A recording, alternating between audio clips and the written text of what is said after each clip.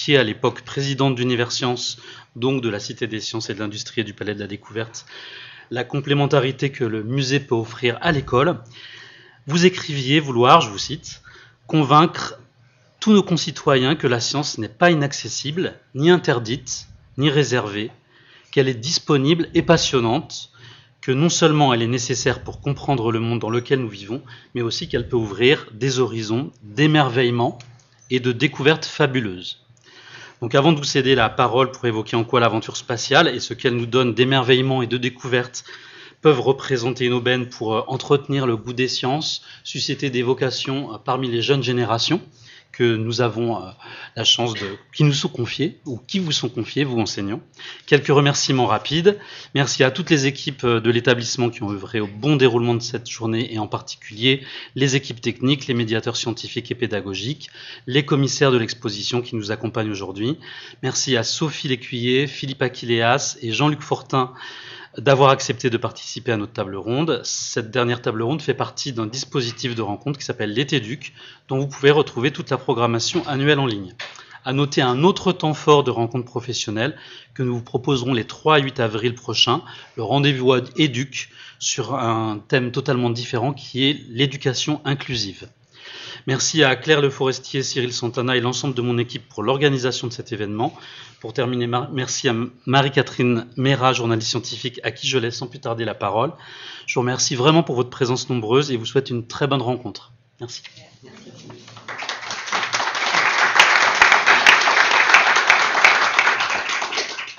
Donc bonjour à toutes, bonjour à tous. Alors, j'avais pas prévu de faire ça, mais peut-être un rapide sondage.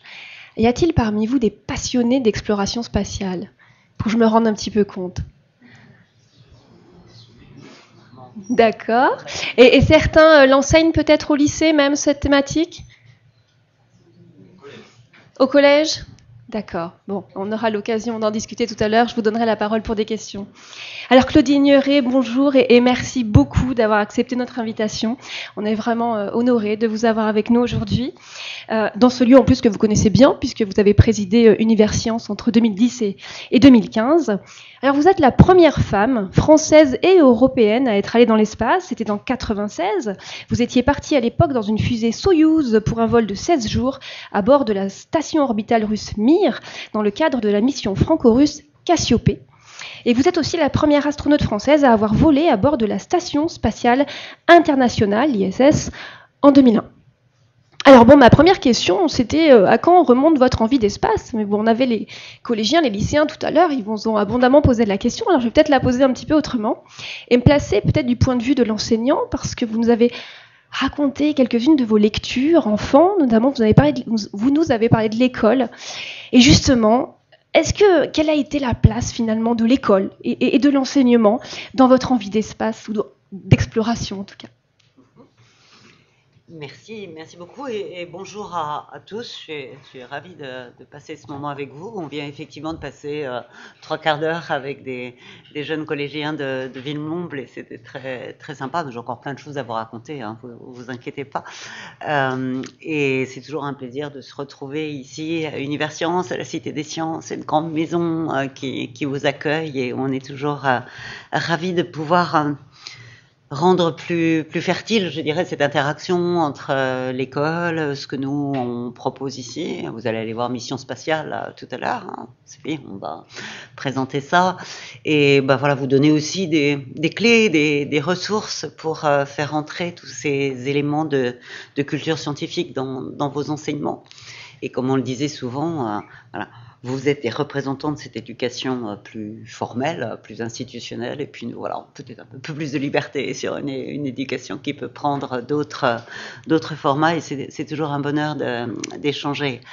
Alors, pour répondre à cette question, oui, j'ai raconté aux enfants tout à l'heure que voilà, moi j'avais 12 ans en 69, juillet 69, donc premier pas de l'homme sur la Lune, ce moment tout à fait fascinant que peut-être certains d'entre vous ont partagé, oui, d'autres pas, les plus jeunes. Bon, ils en ont entendu parler, mais bon, moi j'ai eu la chance de le vivre et d'être complètement fascinée et emportée sur ces sujets-là.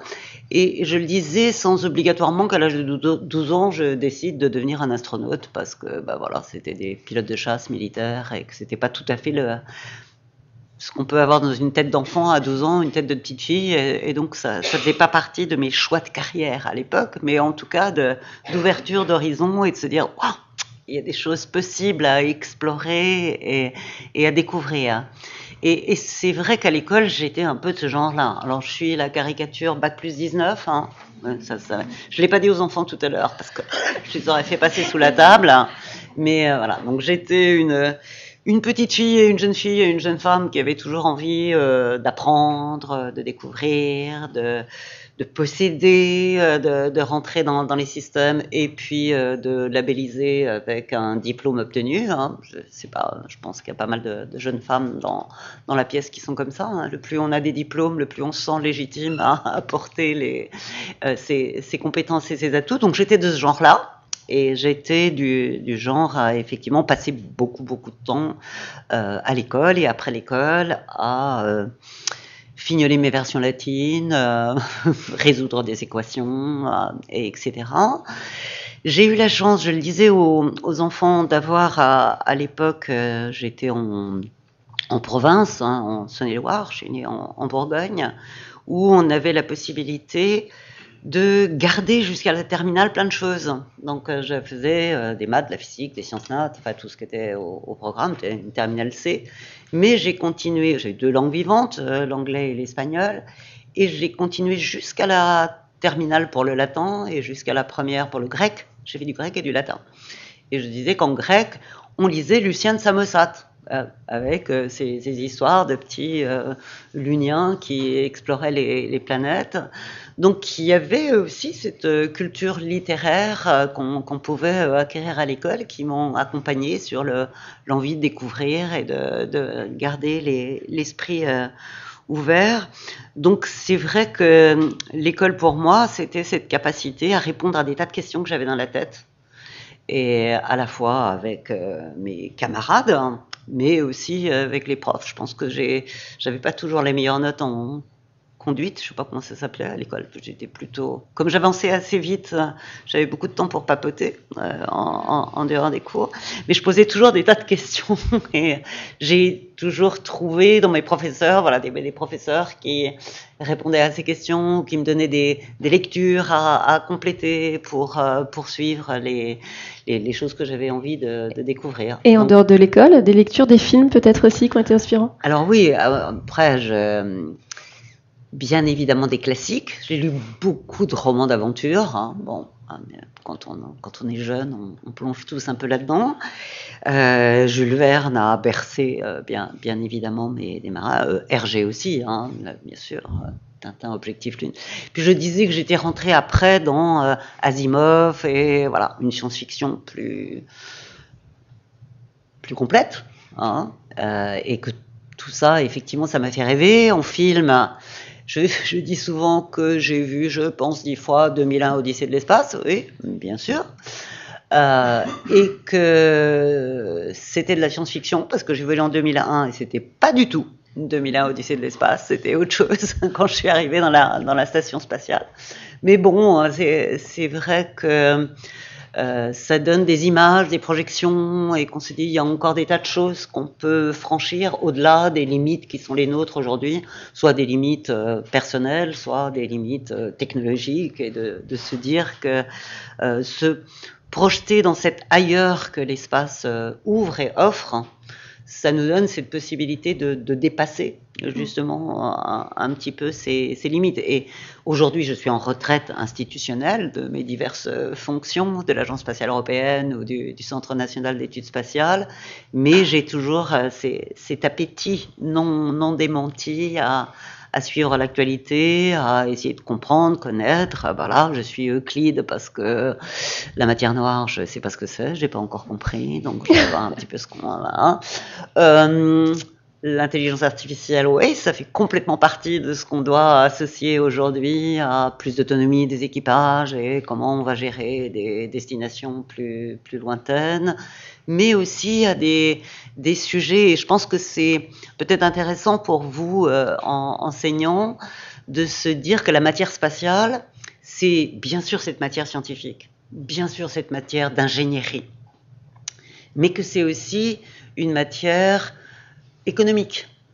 Penser les enjeux économiques de l'exploration de l'orbite basse, et bien sûr on parle aujourd'hui d'économie autour de la Lune et d'économie sur la Lune, en récupérant des ressources et en extrayant des glaces d'eau, de l'oxygène, de l'hydrogène, donc du carburant potentiel qui va révolutionner complètement ce qui se passe en orbite. Donc des enjeux économiques, des enjeux de coopération bien évidemment, mais des enjeux de compétition. Donc les aspects géopolitiques aussi sont hyper intéressants à développer, et des aspects d'interrogation qui vont de la philosophie au juridique, de se dire ce bien commun qu'est l'espace extra-atmosphérique, comment on le régule, à qui il appartient, comment on le préserve, ces ressources qu'on va aller chercher sur des corps célestes, comment ça s'organise. Cette course entre États-Unis et Chine, aujourd'hui, qui est la Chine, la puissance montante dans l'exploration et l'exploitation de l'espace.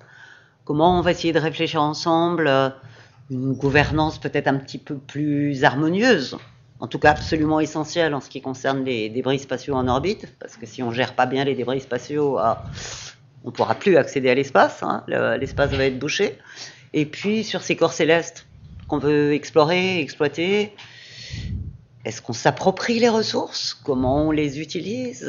Comment on fait en sorte d'avoir des standards en commun pour pouvoir interagir entre une base située là et une autre base située là, qu'on ait de la résilience, de la solidarité, une gouvernance harmonisée.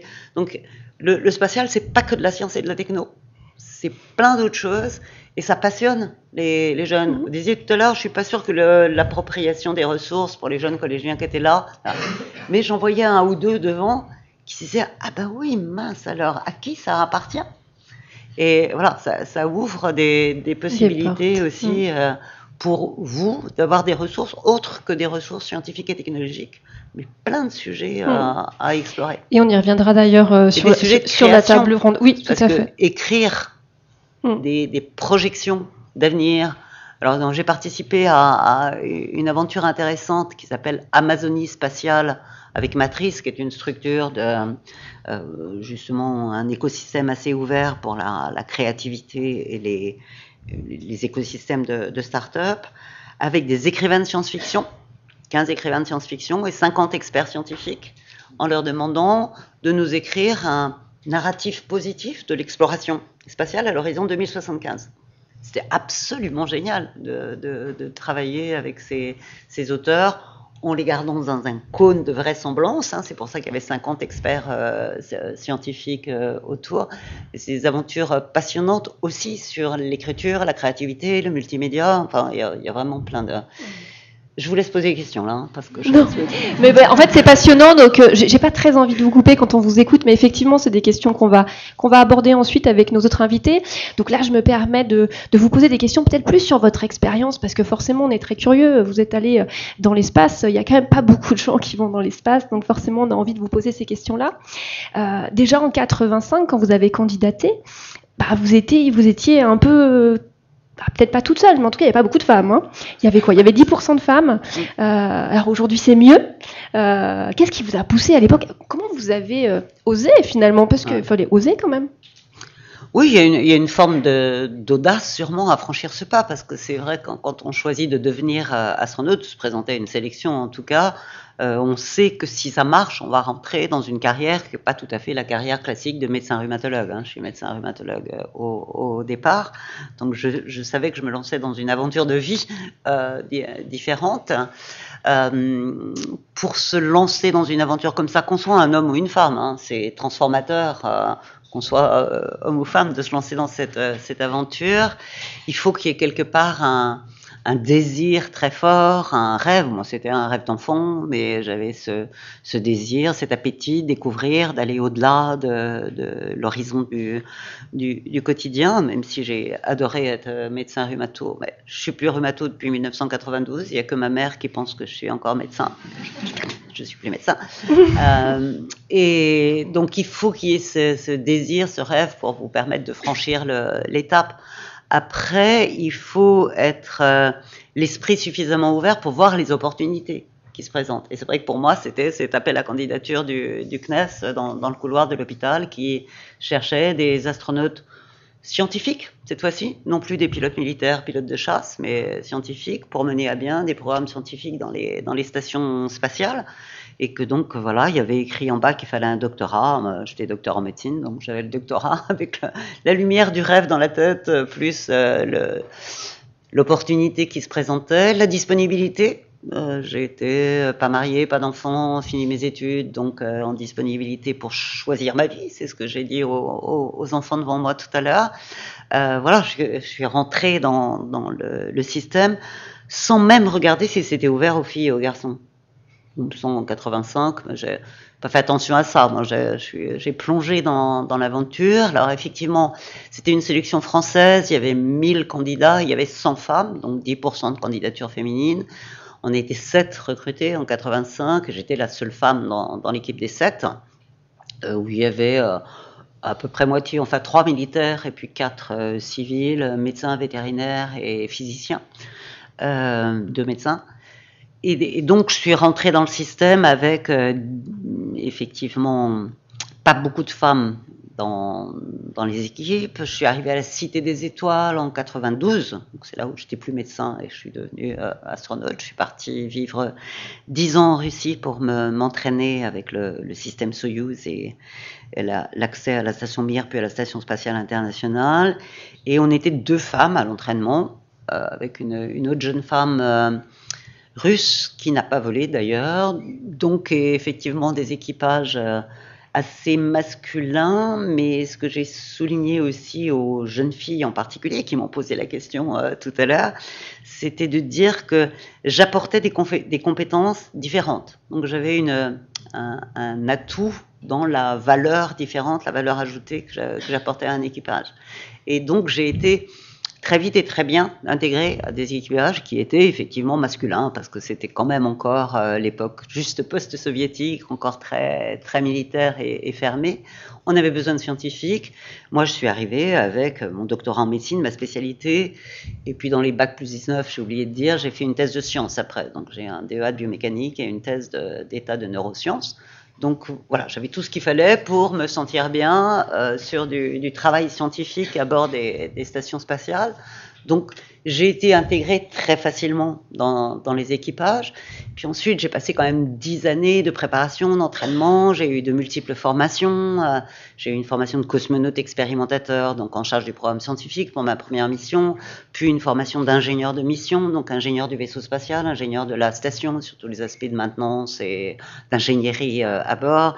J'ai même eu une formation de pilote d'évacuation d'urgence du vaisseau Soyouz, donc j'aurais pu ramener un vaisseau Soyouz en cas d'évacuation d'urgence. Donc voilà, à partir d'un moment, vous avez acquis la reconnaissance, la confiance par l'expertise que vous avez accumulée, ce qui demande beaucoup de travail, beaucoup de formation, beaucoup de simulateurs, beaucoup de choses à apprendre, parce que c'est vrai que la mécanique orbitale, elle n'est pas dans le programme de médecine, donc il faut l'apprendre après, et que voilà, tout ça s'acquiert. Et quand je disais qu'il fallait avoir un vrai rêve, un désir pour avoir cette audace et avoir la persévérance, la patience, la détermination d'aller jusqu'au bout du chemin, parce que moi j'ai été sélectionnée en 85 et j'ai volé en 96, donc 11 ans après, 10 ans d'expatriation en Russie. Donc c'est pour ça que je disais c'est quand même une expérience de vie, une aventure humaine forte. Donc il faut qu'elle soit motivée au départ par une vraie envie d'y aller. Une forte motivation. Ouais. Et c'est d'abord l'exploration intellectuelle qui vous a guidé. Est-ce que vous êtes allé dans l'espace, puis finalement on pourrait dire c'était presque un hasard, vous auriez pu aller, qui sait, dans les fonds marins, je veux dire. Est-ce que vraiment c'était d'abord la connaissance? Ou est-ce qu'il y avait quand même cet appétit de l'espace?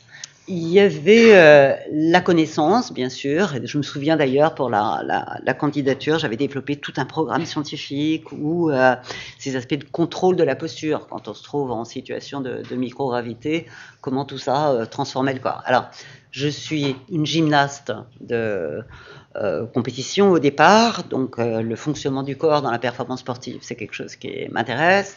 Je suis, j'ai diplôme de traumatologie sportive et physiologie du sport. Donc voilà, ça c'était mon truc de sportif de compétition.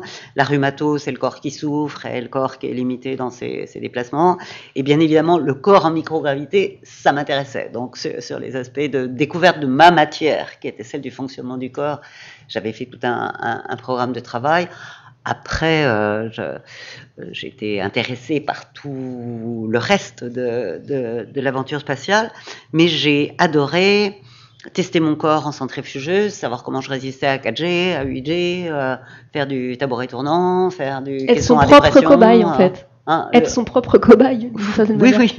Et je pense que c'était un avantage parce que cet appétit de découvrir jusqu'où je pouvais aller, dépasser éventuellement ce que je pensais savoir faire et pouvoir faire, me faisait aller à ces tests de sélection, j'en parle pour la sélection et puis ensuite pour l'entraînement, avec appétit, pas avec stress.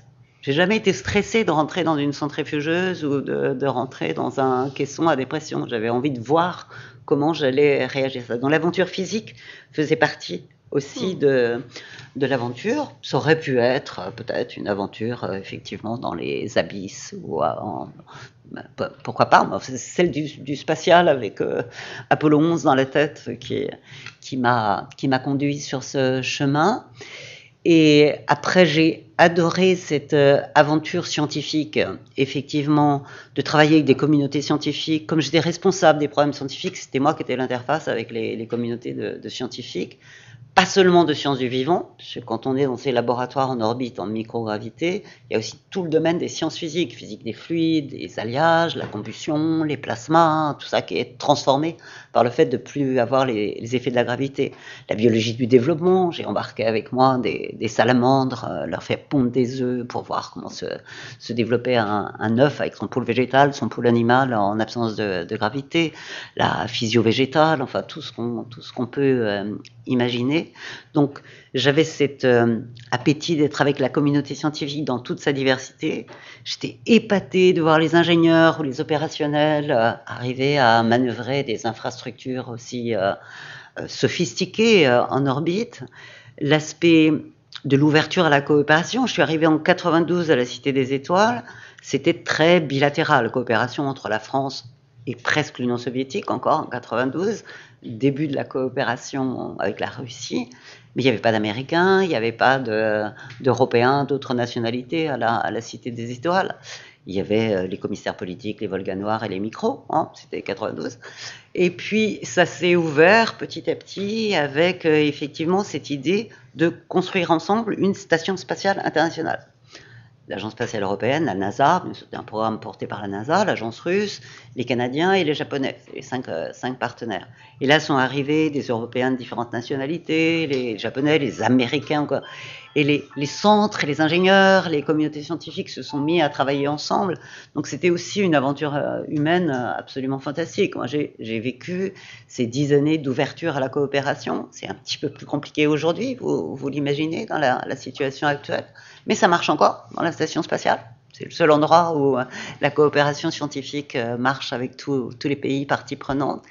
Mais voilà, cette aventure humaine et de coopération, elle a aussi fait partie de mon parcours, elle était aussi quelque chose de très, très fort pour moi. C'est un privilège extraordinaire d'avoir vécu ça, bien sûr. Bon, désolé, c'était une alarme qui s'est mise en route. Bon, vous disiez tout à l'heure, c'était... non, pas du tout. Non, c'était pas une alarme sur ce moment d'échange. Vous disiez, aller dans l'espace, c'est transformateur. Et ça m'a fait penser aussi à ce fameux overview effect, l'effet surplombant que décrivent beaucoup d'astronautes quand ils reviennent, en disant, voilà, on voit la Terre de loin, comme ça, on perçoit sa fragilité, et c'est comme un choc finalement. Est-ce que c'est quelque chose que vous avez ressenti également, dont vous vous souvenez ? Alors, tous les astronautes le racontent, alors avec des mots parfois différents, parce que c'est vrai que ce qu'on vit, ce qu'on voit, ce qu'on ressent, c'est extra-terrestre, hein, c'est extra-ordinaire. Donc on n'a pas toujours le vocabulaire et les mots qui fait que tous les astronautes vous raconteront la même chose. Les astronautes vous racontent avec ce qu'ils ont ressenti, vécu, en regardant par le hublot. Alors, overview effect, c'est à la fois déjà cette composante de voir la Terre à distance. Alors, on est à 400 km en orbite avec la station spatiale, donc on voit à peu près 2500 km de largeur de vue. Donc on couvre pratiquement toute l'Europe en un coup. On fait un tour de Terre en 90 minutes. Donc 45 minutes survol de jour et puis 45 minutes de nuit, côté caché soleil. On voit la très mince pellicule d'atmosphère, et quand vous parliez de fragilité, c'est vrai qu'on ressent cette finitude en fait de la planète. On voit qu'au-delà, c'est l'univers noir, le cosmos hostile, et que ce qui fait qu'il y a la vie sur cette planète, c'est cette très mince couche d'atmosphère qui la protège. On en a une représentation intellectuelle aujourd'hui, on suit tous les évolutions de la COP28 ou de tout ce qu'on peut lire, les rapports du GIEC, mais c'est très intellectuel, c'est un peu abstrait. Là, on le voit, on le ressent, et c'est ça qui fait partie de cet effet de surplomb. Moi, j'y ajoute aussi le fait qu'on est frappé par la beauté de la planète, et qu'on se pose cette question, mais comment se fait-il, cette vie, cette beauté, cette organisation, cette harmonie depuis l'espace, harmonie, mais aussi vulnérabilité. Je n'ai pas l'image ici, mais c'est vrai qu'on voit toutes ces forces naturelles qui atteignent la planète, les cyclones, les éruptions volcaniques, enfin tout ce qu'on peut voir par le hublot. Donc on perçoit la fragilité et la vulnérabilité physiquement, de façon émotionnelle. On a aussi ce sentiment de appartenir à l'humanité. C'est ce qui est pas évident quand on est empêtré dans notre quotidien, ou dans nos problèmes de classe, ou dans nos problèmes à la maison. Là, on a cet aspect aussi de dépassement par la mission et par la situation dans laquelle on se trouve, d'être un petit peu des représentants de l'humanité. On est moins de 700 aujourd'hui à avoir volé dans l'espace, pas très nombreux. Ça s'est amélioré du côté des femmes, hein, comme vous le disiez. Aujourd'hui, je crois qu'il y avait 24% de candidatures en tout cas. Ouais, aujourd'hui, il y a 73 femmes sur les 650 astronautes, je crois, où on est aujourd'hui. Et la dernière sélection de l'Agence spatiale européenne, il y a eu 24% de candidatures féminines, donc c'était mieux que les 10% de mon époque. Et sur les 17 candidats sélectionnés par l'Agence spatiale européenne en 2022, il y a 8 femmes. Donc, et du côté américain, c'est pareil. Il y a beaucoup plus de parité aujourd'hui sur les équipages, donc ça bouge. Donc les jeunes filles se sentent autorisées à candidater. Oui, puis on a une incarnation. Aujourd'hui, on a Sophie Adenau, qui est la deuxième française, alors, astronaute. Sophie, elle a bénéficié de ce qu'on a pu incarner. Je dis ça nous, parce que bon, j'ai été la première, je le reconnais. Et puis il y a Samantha Cristoforetti, une astronaute italienne de l'Agence spatiale européenne, qui a fait 2 vols fantastiques, Samantha, et qui est aussi un magnifique exemple pour la possibilité d'accéder à ces carrières. Et c'est vrai qu'on est ravis de voir Sophie avoir rejoint le groupe. Elle est à l'entraînement aujourd'hui. J'espère qu'elle aura très vite la possibilité de voler sur la station spatiale. Et c'est vrai que Sophie le dit, elle a été, ça a été important pour elle de voir des têtes féminines. Et je me souviens d'une fois à la Cité de l'Espace à Toulouse, où on honorait la présence de Thomas Pesquet, qui est absolument génial et qui a fait des missions extraordinaires. Et il y avait une petite fille en bas de l'estrade, et puis elle s'approche de Thomas comme ça. Et son papa lui dit « Tu voudrais être comme Thomas Pesquet quand tu seras plus grande ?» Et la petite fille, elle dit « Ah ben non, je vais être comme Peggy Whitson. » Peggy Whitson, c'était la femme qui était dans l'équipage de Thomas. Ouais. Tout ça, génial. Voilà, elle veut être comme Peggy et pas obligatoirement comme Thomas. Donc l'exemplarité et l'incarnation de quelques carrières, ça peut aider à ouvrir les portes. Alors, c'est homme, femme, humanité. Et je pense qu'effectivement, on ressent tous cette notion d'être au service de l'humanité et de ce qu'on fait. C'est une mission d'intérêt général au bénéfice de l'humanité. Alors, au retour d'une mission spatiale, je disais, on raconte pas tous avec les mêmes fils qui sous-tendent notre partage. Certains sont plus sur la fragilité de la planète, l'environnement, Thomas Pesquet le fait très bien, il a publié des livres magnifiques sur ces sujets de l'environnement. Moi, je me suis plutôt mis au service de la transmission sur l'éducation, le partage justement de l'éducation, ce que je fais avec vous aujourd'hui. J'ai pris la direction de cette maison parce que c'était quelque chose qui me faisait vibrer, qui m'intéressait. Voilà, on peut aussi. Et puis, je pense qu'on est tous ambassadeurs pour les astronautes européens de l'Europe, bien évidemment, et d'être des témoins de ce que l'Europe, quand elle est ensemble et qu'elle arrive à faire avancer ces sujets, peut être au niveau des ambitions et des évolutions. Alors, je suis toujours une ambassadrice de l'Europe. J'ai d'ailleurs accepté d'être ministre des Affaires européennes. Quand on me dit toujours, vous avez accepté des responsabilités qui n'étaient pas votre formation de départ, les deux responsabilités que j'ai acceptées, c'était la recherche, et je sors du monde de la recherche, et l'Europe, parce que j'avais volé avec le drapeau européen et au nom de l'Agence spatiale européenne. Donc, je ne suis pas partie sur des domaines qui n'étaient pas mes domaines, mais qui étaient mes envies et mes convictions. Mes engagements. On va poursuivre toutes ces réflexions avec nos 3 autres intervenants qui vont venir nous rejoindre. Donc je les invite à venir nous rejoindre parce que sinon on va prendre un petit peu de retard sur la suite et puis on a encore plein de questions à aborder. Super. Alors voilà, là on va entamer ce moment de TEDx, cette table ronde, qui est consacrée à l'exploration spatiale, à l'occasion donc de l'ouverture de la nouvelle exposition permanente de la Cité des Sciences et de l'Industrie que vous allez pouvoir voir tout à l'heure, qui est Mission Spatiale. Alors ce thème, l'aventure spatiale, effectivement est extrêmement riche, on a commencé à en parler là tout de suite, parce que c'est un formidable prétexte pour aborder avec les jeunes publics, avec les élèves, presque de la maternelle jusqu'au lycée, même au-delà, les sciences et les techniques, bien sûr, la physique, les sciences de la vie, la médecine, l'ingénierie, la robotique, l'intelligence artificielle, etc., et j'en passe. Mais aussi, bien sûr, les sciences humaines et sociales, à commencer par le droit, mais aussi la philosophie et l'éthique. Et nous allons le voir tout à l'heure. Alors ce thème est aussi l'occasion d'aborder de grands enjeux de société avec les jeunes, et donc d'exercer évidemment leur esprit critique. Pourquoi retourner sur la Lune? Pourquoi aller sur Mars? Quel espace veut-on?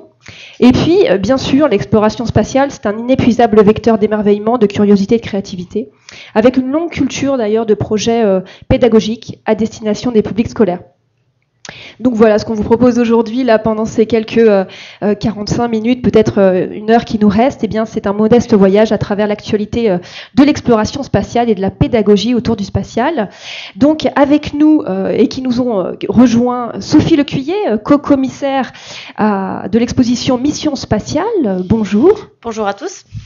Philippe Aquileas, qui est au milieu directeur de l'Institut de droit de l'espace et des télécommunications, directeur du master droit de l'espace et des télécommunications à l'Université Paris-Sud et membre du comité scientifique de l'exposition Mission Spatiale. Bonjour à tous. Bonjour. Et Jean-Luc Fortin, qui est à côté de moi, mais Claudia Nuret est toujours là. Ah, je ne vous voyais plus.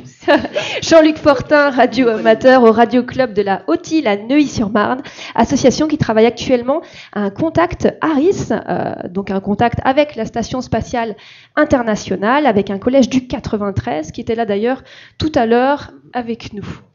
Et puis, je représente quand même Claudia Nuret, parce que je n'ai pas parlé de son actualité. Donc, elle est astronaute, scientifique, médecin. Elle a conseillé pendant longtemps le directeur général de l'ESA, l'Agence spatiale européenne, sur les sujets d'exploration habitée. Et peut-être c'est sur ces questions d'exploration habitée qu'on va démarrer. Parce que, voilà, l'exploration spatiale, elle a une actualité assez brûlante. Et c'est ce qui en fait un sujet si intéressant aussi à aborder avec les élèves. Et donc, la première question, parce que je l'ai beaucoup entendu ce matin parmi les enseignants qui sont venus visiter l'exposition, c'est: mais on y est déjà allé sur la Lune, pourquoi y retourner, et surtout pourquoi seulement maintenant? Donc voilà, on en est où du retour sur la Lune? Et je poursuis d'abord avec vous, Claudia Nuret, sur cette question. Ok, je vais essayer d'être courte parce que je vais laisser parler tous les amis qui connaissent très bien. Alors, c'est vrai qu'aujourd'hui, on est reparti sur ces missions d'exploration vers la Lune. Vous avez tous en tête Apollo, génération précédente, et aujourd'hui, donc, 2 programmes lunaires qui sont un peu en course, en parallèle. Un programme à leadership américain qui est Artemis, et puis un programme chinois, puisque la Chine est une puissance aujourd'hui qui a beaucoup d'impact sur l'ensemble des sujets et qui ont comme destination effectivement la Lune. Alors cette fois-ci, non pas pour y faire des séjours très courts, la plus longue mission à Apollo c'était 72 heures, donc c'était en 72, et aujourd'hui l'idée c'est d'y installer des infrastructures permanentes, non pas des équipages de façon permanente, on n'est pas, mais des infrastructures permanentes qui vont permettre d'apprendre à vivre, à travailler, pour réaliser des objectifs de différentes natures. Alors, il y a des objectifs scientifiques, et je pense que si certains sont intéressés par ce sujet, il y a plein de choses à raconter sur la Lune, partie de la Terre qui n'a plus d'atmosphère, qui est un endroit plein d'impact qui nous permet de dater peut-être plus précisément notre planète, qui offre aux scientifiques la possibilité d'installer sur la face cachée de la Lune des télescopes, des interféromètres qui permettraient d'aller encore plus loin dans notre connaissance de notre système solaire. Bon, plein de questions scientifiques. C'est aussi bien évidemment une plateforme pour préparer la suite de l'exploration de notre humanité. J'évoque la planète Mars, qui est quand même aujourd'hui, avec quelques installations de rovers et de sondes orbitales automatiques, hein, et on prépare l'arrivée d'équipages, mais on n'a pas encore résolu tous les problèmes. Il y a beaucoup d'apprentissage à acquérir sur la plateforme Lune, je dirais. Mais il y a aussi plein d'objectifs sur comment on va être capable de vivre dans un environnement aussi hostile que représente la Lune aujourd'hui.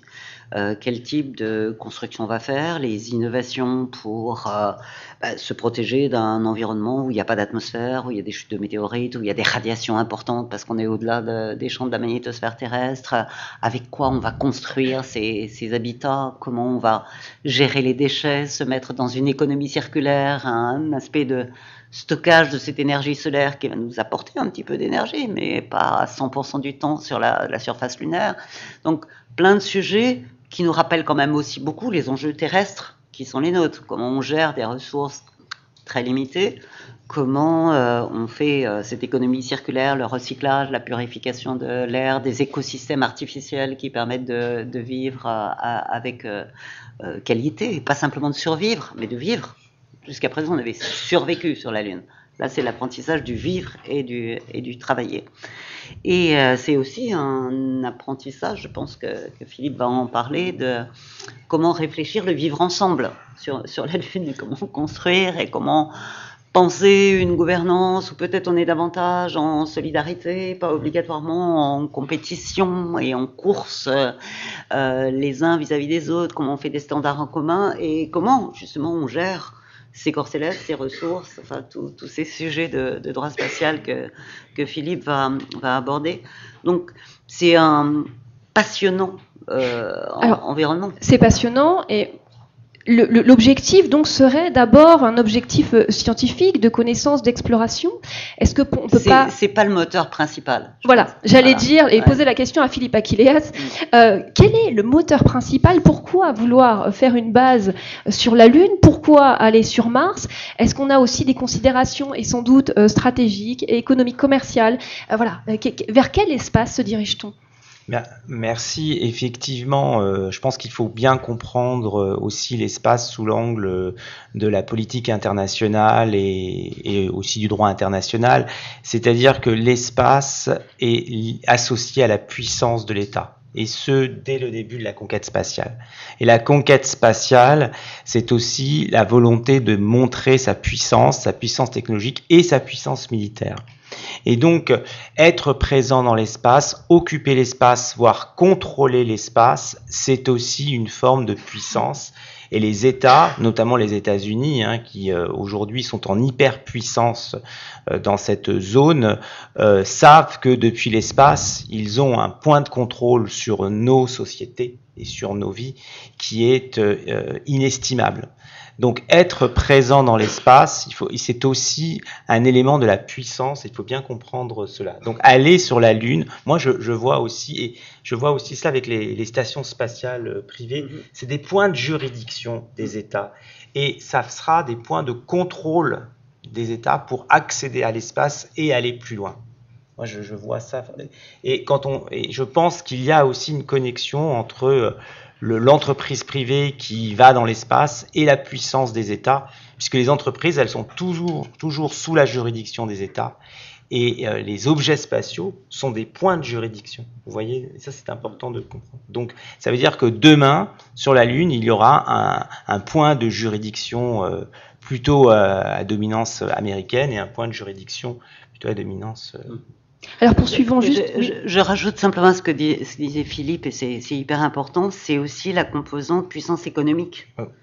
Parce qu'il y a une économie qui est en train de se développer, enfin elle est déjà très développée en ce qui concerne l'orbite basse, bien évidemment. Vous avez tous entendu parler, vous voyez les entreprises privées qui sont présentes, les écosystèmes de start-up qui se développent.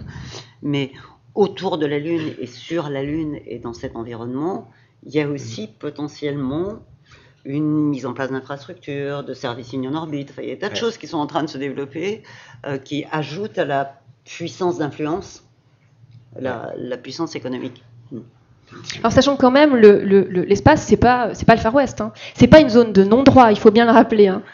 Non, exactement. Il faut savoir que déjà il existe un cadre juridique international posé par le traité de l'espace de 1967 qui, pour moi, est l'un des plus beaux traités jamais écrits, puisqu'il reflète en fait un idéalisme juridique et politique qui est pour moi exceptionnel quand on dit que les astronautes sont les envoyés de l'humanité dans l'espace, quand on dit que les utilisations de l'espace sont l'apanage de l'humanité tout entière, quand on place la coopération au cœur du dispositif juridique, c'est qu'à cette époque, il y a vraiment une vision très idéaliste de ce que doit être l'espace, de ce que doit être notre société de demain.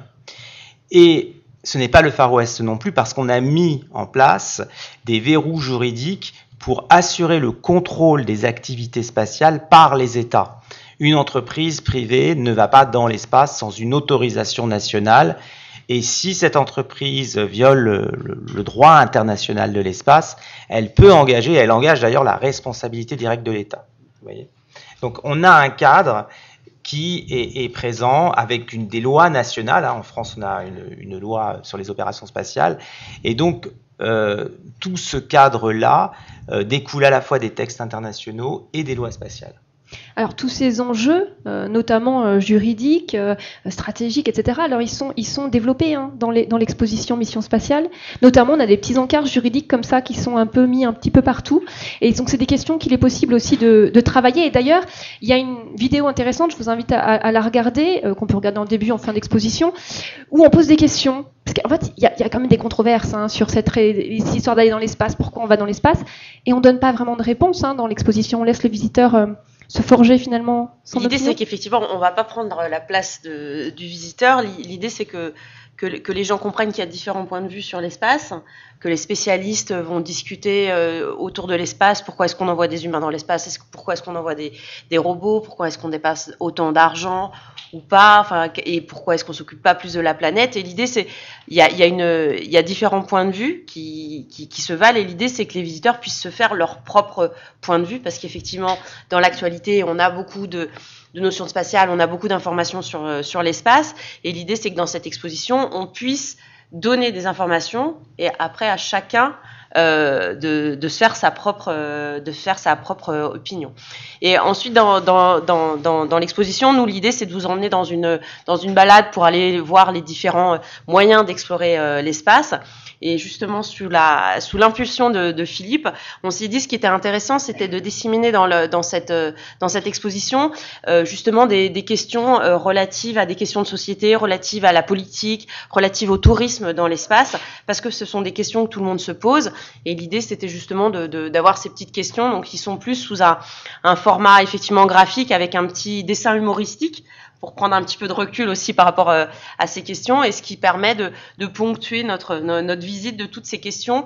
C'est les questions avec lesquelles les visiteurs viennent visiter cette exposition parce que on en parle dans l'actualité, on entend régulièrement des informations et l'idée c'est d'essayer de répondre. On répond pas à tout dans l'exposition parce qu'il y a des choix à faire, on peut pas tout raconter, mais en tout cas essayer de donner des informations et des clés pour que les gens puissent construire leur propre avis sur les questions de l'exploration spatiale. Et d'ailleurs, une question qu'on se pose assez immédiatement, je dois le dire, et j'étais pas la seule, c'est, alors sachant qu'en plus il y a une autre exposition permanente qui s'appelle Urgence climatique ici, c'est protection de l'environnement et exploration spatiale. C'est compatible, Claudie Agnuret? On a commencé à l'évoquer tout à l'heure un tout petit peu. J'ai évoqué le fait que non seulement j'étais, quelque part après ces missions spatiales, une ambassadrice de notre planète et de la protection de notre environnement atmosphérique, mais que j'essayais d'être aussi une ambassadrice de l'environnement extra-atmosphérique et qu'on doit prendre autant de précautions et de le préserver que notre environnement atmosphérique.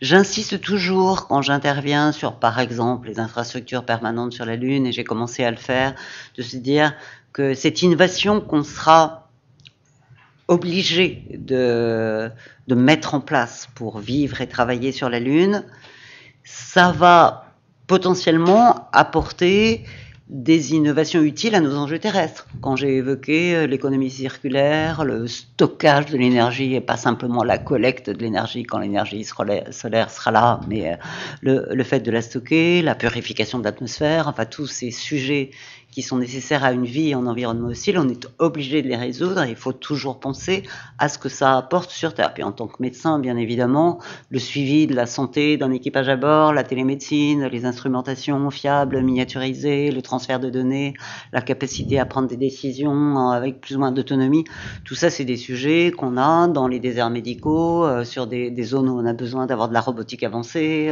enfin, tous ces sujets, il faut aussi se dire qu'ils sont utiles à nos réflexions et nos avancées sur Terre. Après, moi je ne crois pas à l'hypothèse des vases communicants. Ce qu'on enlèverait à l'exploration spatiale, ça serait mis sur un autre sujet. Ça ne marche pas comme ça. Hein. Pour avoir été 2 ans au ministère de la Recherche, c'est que les vases communicants sur les budgets, ça ne marche pas comme ça. Hein. Vous n'allez pas me contredire. Donc voilà, il y a ce sujet-là. Et moi, ce qui m'interpelle, alors je ne sais pas comment c'est avec vos jeunes dans vos classes, c'est que je fais aujourd'hui des interventions dans des écoles d'ingénieurs et que j'ai quand même assez régulièrement la remarque, c'est super ce que vous nous racontez, madame, l'exploration, ça nous fait rêver, c'est motivant, mais c'est du rêve, et aujourd'hui on doit renoncer au rêve, parce qu'on doit réparer la planète, et voilà, traiter les enjeux du présent, en renonçant à l'exploration. Et moi, c'est quelque chose qui est complètement contradictoire avec tout ce que j'ai fait dans ma vie ou de ce que j'essaie de porter dans l'avenir. C'est de se dire, allons regarder là où on ignore, là où on ne connaît pas. Il y a des choses à découvrir, il y a des choses qui nous permettront peut-être d'avancer, pour peu que, évidemment, on ne soit pas... Génération Apollo, c'était science et technique apportent tous les progrès de l'humanité. Il n'y avait pas la réflexion en sagesse à distance, l'éthique, la morale, la responsabilité, l'impact environnemental. On s'en préoccupait pas trop, hein, on est dans les années 60. Aujourd'hui, ça fait partie effectivement de la réflexion. Donc, les agences spatiales aujourd'hui, elles sont hyper concernées par la réduction de l'impact environnemental des activités spatiales. Elles sont hyper concernées par la régulation du trafic spatial, pour qu'il n'y ait pas ces problèmes de débris spatiaux et de collisions de débris spatiaux avec des méga constellations mal contrôlées, mal régulées. Donc ça fait complètement des carburants qui seraient de meilleure nature que les tonnes de kérosène qu'on peut embarquer dans les fusées du passé. La réutilisation, je veux dire, l'impact environnemental des activités spatiales fait vraiment partie des préoccupations des agences spatiales. Donc il faut présenter ça, cette réflexion sur l'impact environnemental. Il faut présenter tout ce qu'on peut obtenir comme bénéfice de ce que l'innovation sous contrainte va nous apporter. Et puis, il ne faut pas jamais fermer la porte de l'exploration. Oui, parce que finalement, oui, l'espace, c'est un moyen de réenchanter un petit peu l'avenir aussi pour toute cette génération qui arrive. Oui, alors j'ai ces jeunes qui me disent il faut renoncer. Donc ça, je dis ça m'atabale. Et l'autre jour, j'avais des jeunes qui me disaient bon, et alors, l'Europe, elle en est où sur son ambition spatiale? Et ça, ben, je sais, l'Europe avance, vient de tenir un grand sommet à Séville, pas à pas. Et alors, ces jeunes me disaient oui, mais il faudrait peut-être aller un petit peu plus vite, parce que moi, dès que j'ai fini mes études, je file de l'autre côté. Donc, il y a aussi ça, le problème d'attractivité sur ces grands projets d'avenir. Alors, je posais ces questions aussi parce que on a parlé du traité de l'espace qui est très beau, c'est vrai, il est très beau, en tout cas dans ses valeurs, dans les valeurs qu'il porte, mais il a des failles aussi, il a des fragilités. Et aujourd'hui, clairement, il y a des questions qui se posent sur l'appropriation des ressources spatiales, notamment, on va en parler, Philippe Aquileas, on peut quand même avoir quelques craintes sur l'espace qui se dessine. Oui, alors juste pour, on parle beaucoup de la question des ressources comme de la question de la militarisation de l'espace. Ça, c'est vraiment que c'est des thèmes qui parlent beaucoup au public et aux étudiants, mais il y a beaucoup d'autres enjeux. Mais là, on va parler des ressources parce que c'est un bon point d'entrée sur comment aborder l'espace, l'environnement et puis le futur de notre planète. Donc, le traité de l'espace de 67 est clair. Il pose le principe de la non-appropriation de l'espace et des corps célestes, y compris la Lune, et toutes les formes d'appropriation sont interdites. Donc le texte, il est clair, il est précis, il a été approuvé par les États-Unis et à l'époque l'URSS. Sauf que ce texte ne parle pas des ressources. Et les ressources sont abordées dans une autre convention, qui est l'accord sur la Lune de 1978, qui était inscrite à l'agenda l'accord qui était inscrit à l'agenda de l'ONU, dans la continuité des traités spatiaux, mais qui a été négocié au mauvais moment. Soit trop tôt, soit trop tard, mais en 79, on savait que la Lune ne présentait plus vraiment d'intérêt. Et ce texte-là, c'est lui qui consacre le principe selon lequel la Lune et ses ressources sont patrimoine commun de l'humanité, donc tout le monde est propriétaire de la Lune et de ses ressources. Et parce que la Lune et ses ressources sont patrimoine commun de l'humanité, on ne peut pas exploiter ces ressources sans l'accord des autres, donc sans un régime international.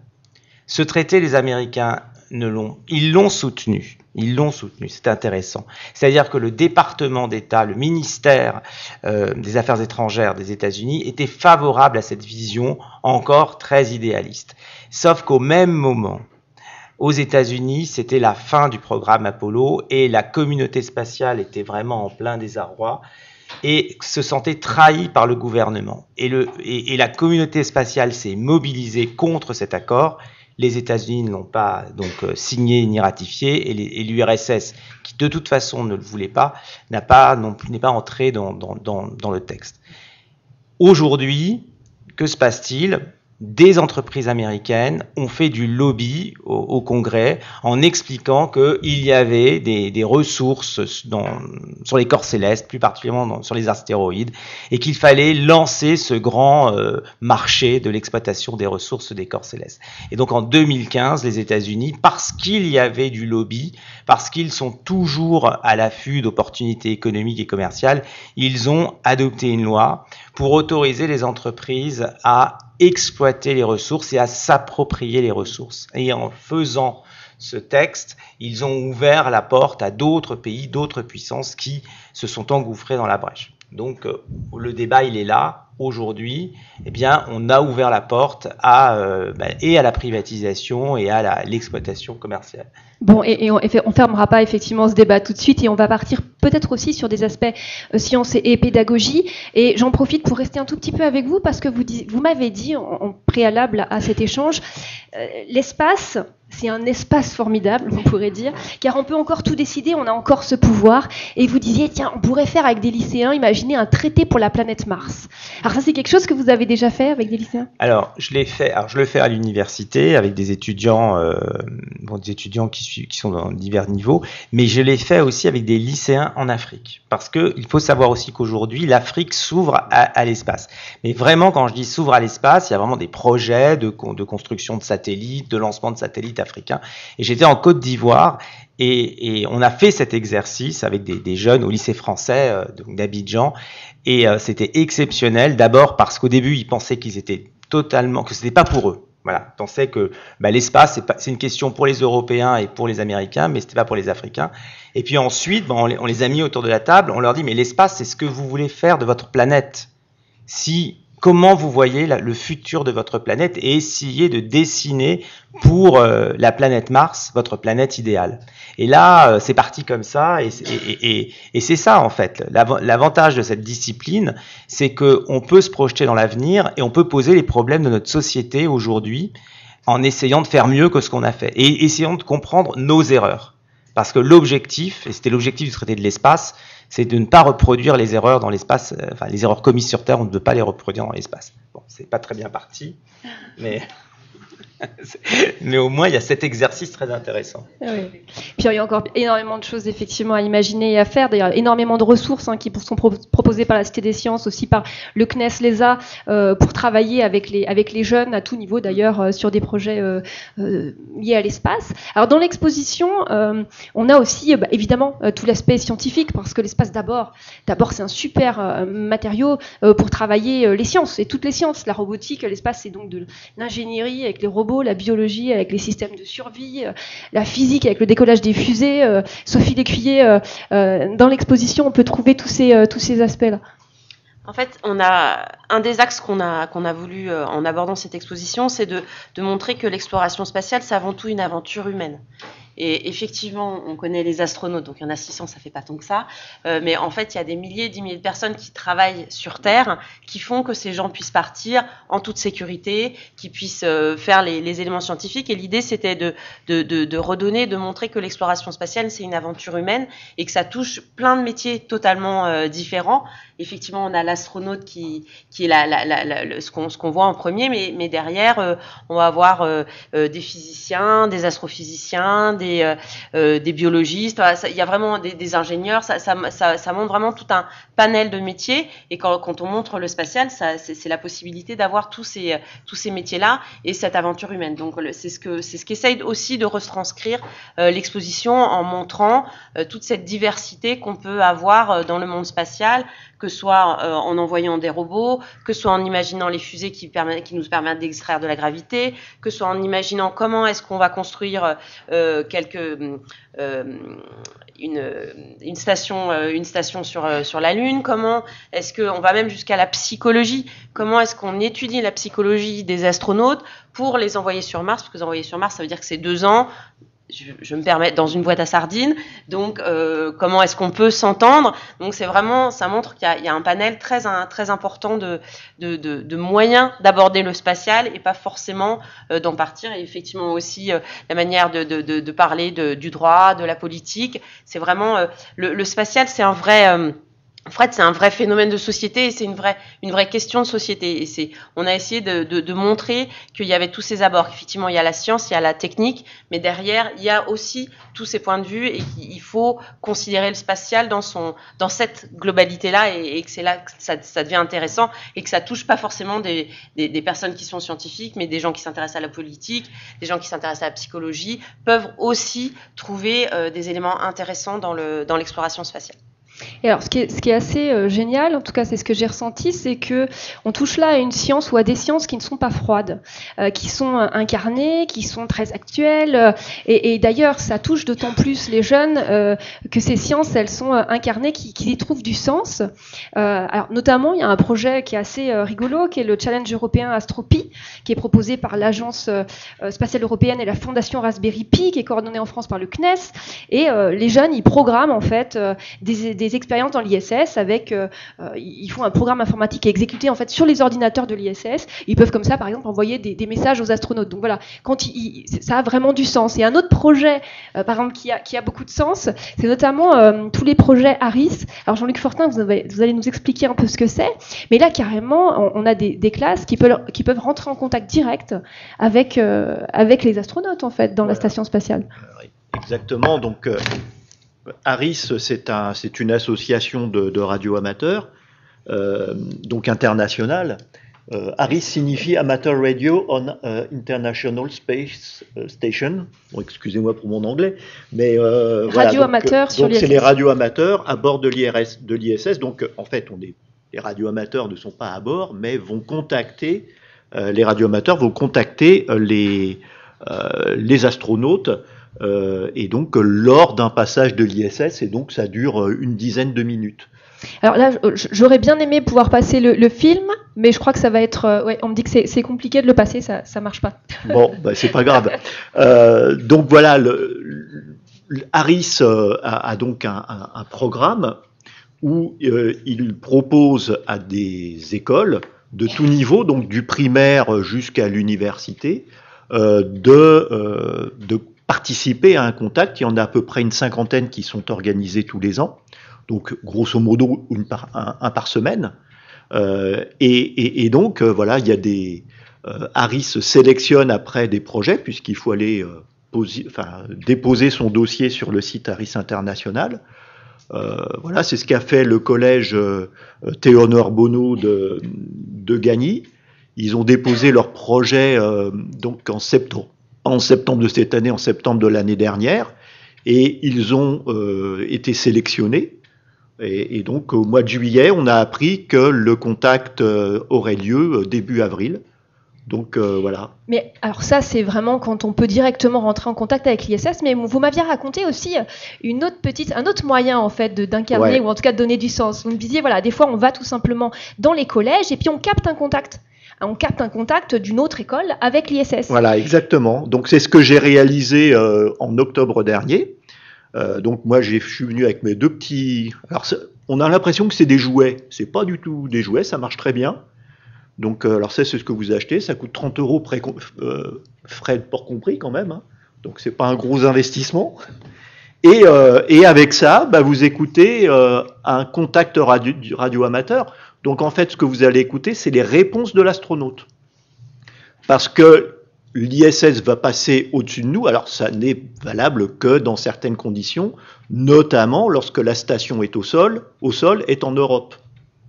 Et il y en a quand même régulièrement. Au mois d'octobre, c'était une station italienne. Donc voilà, on a écouté en même temps que les élèves qui étaient et donc on a écouté Andreas Mogensen, qui est commandant de bord de l'ISS en ce moment. Alors ce qui est rigolo, c'est que vous me disiez, c'était en anglais, donc il y a le prof d'anglais qui est venu, et puis alors les élèves étaient assez dissipés au début, donc c'était les troisièmes dissipés, ils faisaient pas attention, ils écoutaient pas, et puis alors là quand le contact a eu lieu... Voilà, quand le contact a eu lieu, là, alors là, silence, tout le monde s'est rassemblé autour de mes deux petits talkie-walkie, là, et tout le monde écoutait, voilà. Et donc on a écouté, alors pas l'intégralité du contact, parce qu'on était dans la cour de l'école, donc très mal dégagé. Donc le départ et la fin, on n'a pas pu l'entendre parce que l'ISS, comme disait Claudie, c'est 2500 km au plus loin. Et donc avec mon petit pocket, là, 2500 km, ça va être un petit peu juste. Mais voilà, donc on a écouté 5 minutes. Et ces 5 minutes, on avait les questions des élèves. On les avait récupérées sur Internet. Elles sont disponibles sur le site Harris International. Donc je les avais imprimés, et voilà. Et après, il pose un tas de questions. Oui, d'ailleurs, je voulais vous demander, Claudie Agnoret, est-ce que vous avez eu des contacts Harris aussi? Oui, je vais rajouter quelque chose. Les contacts radioamateurs à Harris, bon, j'en ai fait depuis l'espace, puis j'en ai fait aussi dans des collèges et tout ça pour les confrères qui étaient à bord. On utilise bien sûr les stations radioamateurs à bord pour avoir des contacts. Je me souviens par exemple des contacts avec des scientifiques sur les îles Kerguelen, alors qui me tenaient au courant de comment allaient les animaux avec eux en contact. Et puis alors, l'italien, là, c'est de Milan. Oui. Ouais. Alors, il a une station hyper puissante pour envoyer. Et moi, à la Cité des Étoiles, mon mari étant astronaute aussi, étant parti pour une mission de 6 mois, ayant droit à 3 minutes de communication tous les dimanches matins, bouffés par le centre de contrôle qui voulait passer des informations techno, donc on n'avait pas de contact. Donc on avait une station de radio amateur à la Cité des Étoiles. Alors nous on montait sur le toit de l'immeuble pour lever là. Et donc on avait des codes, et il faut des codes pour la fréquence et tout, pour entrer en contact avec mon mari qui était à bord. Et l'italien de Milan, il occupait la fréquence jusqu'au bout de la Russie. Alors, mon mari disait, mais non, tais-toi, je suis en communication avec ma femme. Et l'autre, il n'arrêtait pas de parler. Il parle longtemps, le Milanais, là. Oh là là. Ouais, je connais. connais. Toujours le même, je suis sûre. Oui, mais je confirme. Bon, merci beaucoup. On a commencé à effleurer un tas de sujets et j'aimerais bien maintenant vous donner la parole parce que, bon, ben voilà, ça passe vite. Je suis sûre que vous avez un tas de questions à poser. Monsieur. Oui. Par rapport au fait qu'on parlait donc cette nouvelle conquête spatiale, de collaboration, on mettait ça en évidence. Collaboration, mais est-ce que, enfin, au vu aussi que vous parliez de compétition, est-ce qu'on peut reparler de guerre froide ou pas?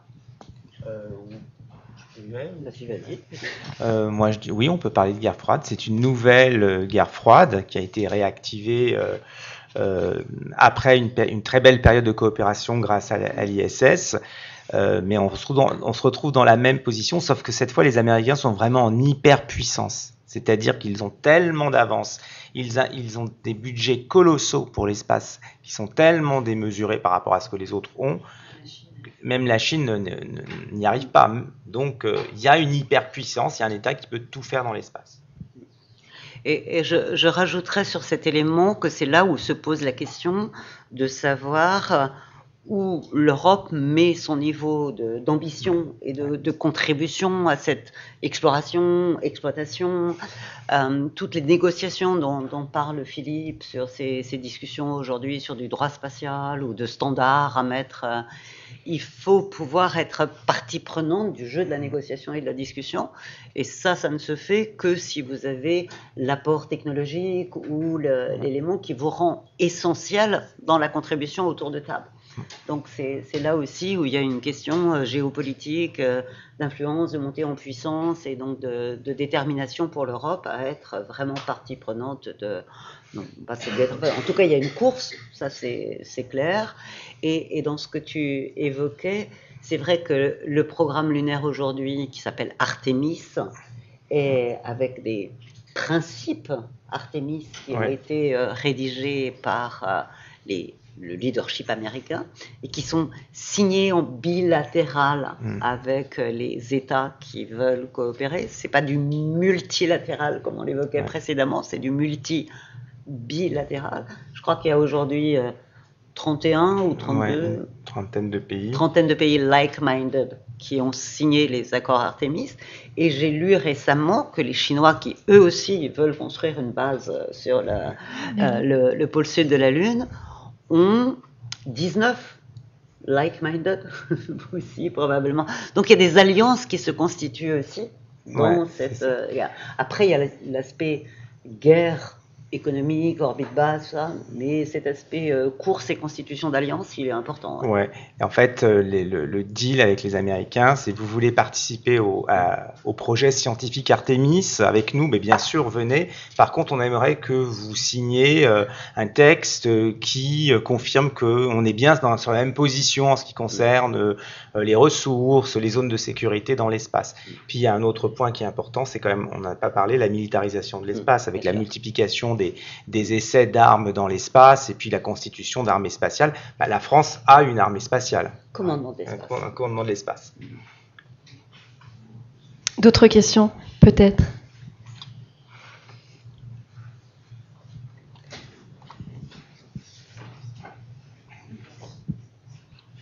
Bonjour. J'aimerais savoir quel est votre sentiment, vous n'êtes pas obligé de répondre, hein, Madame Ayori, sur le démantèlement de l'ISS qui est prévu. Et est-ce que vous savez s'il y aura d'autres stations scientifiques de prévues, des projets pour faire des sciences en fait dans l'espace directement? Oui, c'est une question importante parce qu'effectivement, la station spatiale, on vient de fêter ses 25 ans d'occupation permanente dans l'espace. On est tous d'accord, on a tous signé, je crois, la Russie aussi, pour l'exploiter jusqu'en 2028. Les 4 autres partenaires jusqu'en 2030. Je ne suis pas sûre que la Russie ait écrit sur un parchemin qu'elle irait jusqu'à 2030. Mais de toute façon, il y a une obsolescence technologique de cette infrastructure en orbite, donc il faut penser la suite. Et la suite passe effectivement par une montée en puissance des entreprises privées sur des stations privée, voire même dire station commerciale. Et il y a plusieurs structures aujourd'hui, plusieurs consortiums qui sont mis en place pour commencer à préparer. Il y a les plans, il y a les débuts de construction de bidons pour faire ces stations en orbite. Il y a Axiom, il y a Sierra Nevada, il y a c'est où Airbus est associé avec Voyager Space, je ne me souviens plus. Donc il y a au moins 3 infrastructures qui sont en cours de planification et qui offriraient cette possibilité à des institutions, pourquoi pas, des organismes de recherche, pourquoi pas, mais des entreprises privées du domaine de l'industrie pharmaceutique, si on parle de cristallisation en 3 dimensions ou de fabrique de structures ou de technologies intéressantes parce que la microgravité permet de faire des choses qu'on ne sait pas faire au sol. Donc des entreprises privées potentielles intéressées à exploiter ces infrastructures en orbite. Et donc on est en train d'aller vers cette dimension, en tout cas pour l'orbite basse, d'initiatives privées qui permettraient une exploitation durable de stations en orbite qui ne seraient pas des stations soutenues, supportées par l'institutionnel. Ce qui permet aussi à l'institutionnel de dégager des budgets et des capacités pour les destinations plus lointaines en ce qui concerne l'exploration. Ce qui veut dire aussi qu'à côté des astronautes professionnels que nous sommes, sélectionnés par les agences spatiales, il y a aujourd'hui des profils, ce qu'on appelle d'astronautes de mission, c'est-à-dire des astronautes, par exemple, experts dans une industrie pharma ou qui pourraient être envoyés pour accomplir une activité scientifique ou technologique à bord sous forme de mission, astronautes de mission, astronautes de projet, et non pas astronautes institutionnels. Donc, dans la diversité des profils d'astronautes, il y a aussi ces astronautes-là qui se profilent. Je ne parle pas des touristes spatiaux qui n'ont pas d'implication scientifique ou de mission à réaliser en dehors de l'expérience de la microgravité, mais ces astronautes de mission pour des stations commerciales, stations privées, oui, c'est en train de se mettre en place, ouais. Et juste pour compléter, en dehors de l'orbite basse, il y a Artemis où il y a un programme effectivement de mise en place d'une station spatiale en orbite autour de la Lune pour favoriser le retour sur la Lune. Et ça, c'est vraiment inscrit, c'est la Gateway qui est en Oui, alors c'est la raison. Dont on a un module dans l'exposition. Dont il y a un module dans l'exposition, allez le voir, échelle 1 avec... un module européen. Effectivement, l'Europe participe à la construction de cette petite infrastructure, le Gateway en orbite autour de la Lune, là où va venir s'amarrer le vaisseau Orion qui amène les équipages, propulsé par la grosse fusée SLS. Vous l'avez vu partir, Artemis 1, la première mission sans équipage, elle a été testée. Et donc la capsule Orion, dont le module de service est un module européen, ESM, European Service Module, hein, c'est l'agence spatiale européenne qui l'a développé, le pilotage et tout ce qui est le fonctionnement de la capsule avec les équipages, va venir s'amarrer à cette infrastructure en orbite, le Gateway, et puis ensuite, il faut trouver le moyen de descendre de cette infrastructure orbitale cislunaire sur la surface de la Lune. Et là, pour l'instant, c'est Starship d'Elon Musk, qui est le vaisseau d'alunissage. Donc on va avoir une seconde mission Artemis 2, pendant l'année 2024, fin d'année 2024, avec un équipage cette fois-ci, mais en cislunaire, ça sera pas... et Artemis 3 est le premier vol normalement avec un alunissage et un équipage qui ira sur la Lune. Et donc, on attend que Starship continue ses progrès dans ses lancements successifs. Voilà. Et d'où la course avec la Chine, comme disait Philippe tout à l'heure, puisque on est en train de décaler un petit peu le calendrier d'alunissage européen qui était prévu en 2025. Je sais pas, 2024 au début, ça devait être. C'était même 2024. On est plutôt 2027 maintenant, je crois. Alors là, ça commence à glisser un peu. Et puis du côté chinois, ils avaient dit 2030. Ils sont en train de remonter le cours du temps, donc ils sont à 2028. Donc là, on va bientôt se poser la question de savoir qui le premier va amener des équipages sur la Lune. Donc il y a vraiment une course à la Lune qui est relancée. Avez-vous d'autres questions? Ah oui, monsieur, devant. Bonjour. Tout à l'heure, vous avez parlé de faire des interventions dans les établissements, dans les écoles d'ingénieurs. Est-ce que vous faites aussi des interventions dans les lycées et collèges, et dans quel cadre, à part le programme ARIS que vous avez évoqué? Ah oui, je fais très régulièrement des interventions. Alors, j'ai beaucoup d'écoles primaires qui portent mon nom. Donc, bien évidemment, je vais dans ces groupes scolaires qui portent mon nom. Il y en a quelques-uns, je ne peux pas aller partout, mais j'essaie d'y aller. Et puis, je suis souvent sollicitée, effectivement, par des professeurs de collège, de lycée. Alors, les écoles d'ingénieurs, souvent j'y vais. Je fais aussi des visios. Avec les écoles, c'est souvent des visios. On peut passer 1 heure tranquillement à faire préparer avec les profs avant pour avoir des questions. Je suis aussi pas mal de projets qui sont lancés par des professeurs sur les infrastructures sur la Lune ou le développement durable de l'exploration. Enfin, c'est un joli sujet de faire développement durable Terre et développement durable. Donc voilà, il y a plein de sujets. Après, on est aussi toujours partant pour ce que le CNES peut proposer ou ce que l'agence spatiale peut proposer, et l'Astropie dont vous avez parlé, ou le Moon Challenge c'est génial, qui est lancé à l'Agence spatiale européenne, et la Fondation Airbus. Je suis aussi partie prenante de la Fondation Airbus pour développer.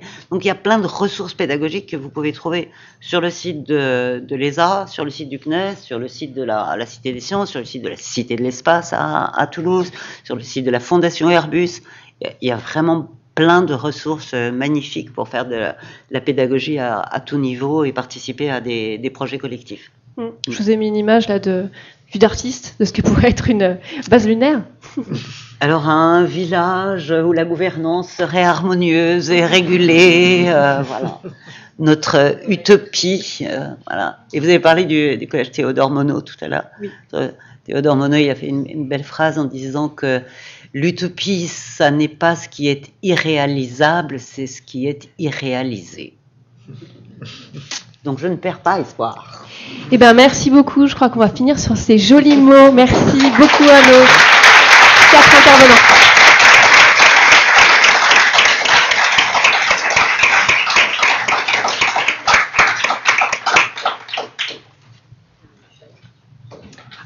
Alors, je vais vous parler de la suite donc de cet après-midi. Donc, on a dû vous donner à tous un billet pour aller visiter l'exposition Mission Spatiale. Je vous ai mis une petite sélection de ressources qui sont disponibles sur le site. Donc, il y a le dossier pédagogique de l'exposition. On fait à chaque exposition d'Univers Sciences, le département éducation et formation propose un dossier pédagogique. Et puis aussi d'autres dossiers, en particulier il y a aussi un dossier qui s'appelle, c'est une série d'ailleurs, Astre en cours, donc qu'on vous conseille aussi de consulter. Johan Kiken qui est là, c'est lui qui a rédigé ces différents dossiers. Les ateliers exploration, ça c'est des ateliers qui sont proposés aussi par le département éducation et formation, qui vous propose, associé à une visite de l'exposition, de vous montrer aussi la richesse des ressources d'Univers Sciences pour accompagner cette visite avec vos élèves. Et donc ces ateliers sont maintenant proposés à la demande, et il faut que pour cela vous ayez constitué un groupe d'au moins 7 enseignants. Pour à ce moment-là, à la demande, on vous offre un atelier exploration. Les animations, donc il y a plein de médiations à la Cité des Sciences qui sont proposées en lien avec Mission Spatiale. Tout à l'heure, à 16h, vous aurez l'occasion, pour ceux qui le souhaitent, de pouvoir suivre une de ces médiations qui s'appelle Mission ECAT. Je ne sais pas si Isabelle et Clémentine, les médiatrices, qui vous la... Elles sont déjà là-haut, donc elles vous retrouveront là-haut. En revanche, il y a aussi Nadège et Laetitia, donc qui sont présentes, qui sont médiatrices à la Cité des Sciences et qui peuvent vous parler. N'hésitez pas à les solliciter, mais là-haut aussi sur les autres médiations qui accompagnent l'exposition Mission Spatiale. Je ne sais pas s'il y a des enseignants du premier degré parmi vous. Oui. Alors il y a aussi Élodie Castro qui est là tout au fond et qui peut aussi vous parler des médiations qui sont proposées par la Cité des Enfants autour de Mission Spatiale. Il y a un week-end rencontre littéraire science-fiction à la bibliothèque bientôt, aussi sur cette question du mission spatiale. Il y a le blog, l'Extramédia, où vous pouvez aussi trouver un tas de ressources en ligne. Et puis les conférences qui ont aussi un programme dans lequel elles invitent des scientifiques sur cette thématique en particulier. Dernière chose, donc vous allez monter au premier étage, visiter l'exposition, vous avez les billets, et vous pourrez aussi être accompagné pour votre visite par Joanne et Sébastien, qui sont là-haut, pour que vous les identifiez, et qui sauront répondre à toutes vos questions autour de l'exposition et vous la présenter. Voilà, je vous remercie beaucoup. Merci.